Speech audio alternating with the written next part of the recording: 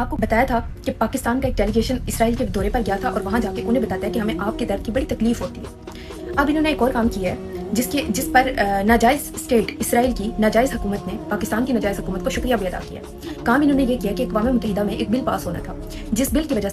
کے پاس ہو جانے کی وجہ سے اسرائیل پر بہت ساری پابندیاں عائد ہو سکتی تھی اور اسرائیل کے وزراء کو سزائیں ہو سکتی تھی، فلسطینیوں کی نسل کشی کے لیے انہیں سزائیں ہو سکتی تھی۔ لیکن انہوں نے کیا کیا، پاکستان کی ناجائز حکومت نے اور جو ہمارے ملک میں ایک یزید بیٹھا ہوا ہے، ان لوگوں نے مل کر یہ کام کیا کہ انہوں نے وہ شک ختم کی،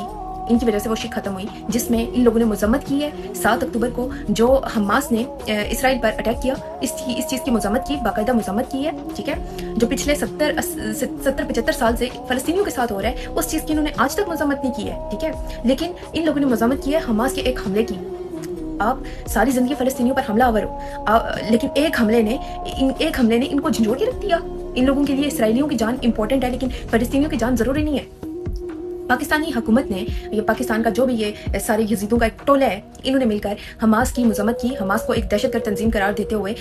اسرائیل پر 7 اکتوبر کے حملے کی بھرپور مذمت کی ہے۔ ان شکوں کے نکلنے سے اسرائیل جو ہے وہ بچ گیا عالمی عدالتوں میں مقدمے بھگتنے سے، عالمی عدالتوں میں سزائیں پانے سے۔ ان پر سزائیں ہو سکتی تھی، فلسطینیوں کی نسل کشی کو لے کر سزائیں ہو سکتی تھی، لیکن کیا ہے کہ پاکستان کی وجہ سے یہ بچ گیا، اور اسرائیل اس چیز پر شکریہ ادا کرتا ہے پاکستان کی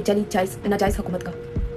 اب آپ اندازہ لگا لیں کہ پاکستان میں فلسطین کا جھنڈا اٹھانے پر کیوں گرفتار کیا جاتا ہے۔ فلسطین کے احتجاج پہ، ان احتجاج کی بات نہیں کر رہی ہوں میں جن احتجاج جو ٹاؤٹس جو ہیں وہ احتجاج کرتے ہیں، جی چابی والے بندر جو احتجاج کرتے ہیں، ان کی بات نہیں کر رہی ہوں، ٹھیک ہے۔ ابھی یہ خان صاحب کا دورہ حکومت ہوتا نا، تو چابی والے نکل آتے اور انہوں نے غریبوں کے آ کے نقصان کرنے تھے، غریبوں کے رکشے توڑنے، غریبوں کی ٹیکسیاں توڑنی، غریبوں کا نقصان کرنا تھا انہوں نے۔ تو سینیٹر مشتاق صاحب کے آپ احتجاج کو ایگزامپل لے لیں، ٹھیک ہے، سینیٹر مشتاق صاحب کے احتجاج جو فلسطین کے لیے تھے، جو غزہ بچاؤ ریلیاں وہ نکالا کرتے تھے، ان پر کتنا تشدد ہوا، ان کو گھسیٹا گیا، ان کو گھسیٹ کر گرفتار کیا، ان کی وائف کو گرفتار کیا، ٹھیک ہے۔ ٹاؤٹس کے احتجاجوں کی بات نہیں کر رہی ہوں میں، چابی والے بندر تو بس نام کے جو ہے وہ فلسطین کا نام استعمال کرتے ہیں۔ تو اگر یہ خان صاحب کا دورہ حکومت ہوتا نا، تو سارے چابی والوں نے نکل آنا تھا اور سر پہ احتجاج ہونا تھا، غریبوں کے نقصانات کرنے تھے، لیکن ابھی ان کو کچھ نظر نہیں آ رہا۔ اسرائیل میں 3 بار ڈیلیگیشن جا چکا ہے پاکستان کا، خفیہ دورے ہو رہے ہیں، ان لوگوں کو ہوش نہیں ہے، یہ لوگ ہوش میں آنے والے بھی نہیں ہیں، یہ ہوش میں آئیں گے خان صاحب کی دورہ حکومت میں۔ اسرائیل کے لیے جو ہے وہ کام ہو رہے ہیں، ان کے لیے آسانیاں پیدا کی جا رہی ہیں، ان کو سزاؤں سے بچایا جا رہا ہے، مطلب یہ ہو کیا رہا ہے، ٹھیک ہے۔ سعودی عربیہ جایا جاتا ہے، محمد بن سلمان کون نہیں جانتا، یہ وہ منافق انسان ہے، ٹھیک ہے، وہ ہجڑا ہے جو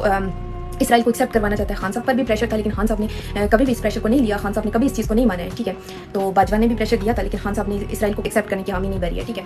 تو ابھی خان صاحب کا دورہ حکومت ہوتا تو یہ سب سر پہ احتجاج ہوتے، یہ سب اتنا کچھ بولتے، ٹھیک ہے، لیکن ابھی دیکھیں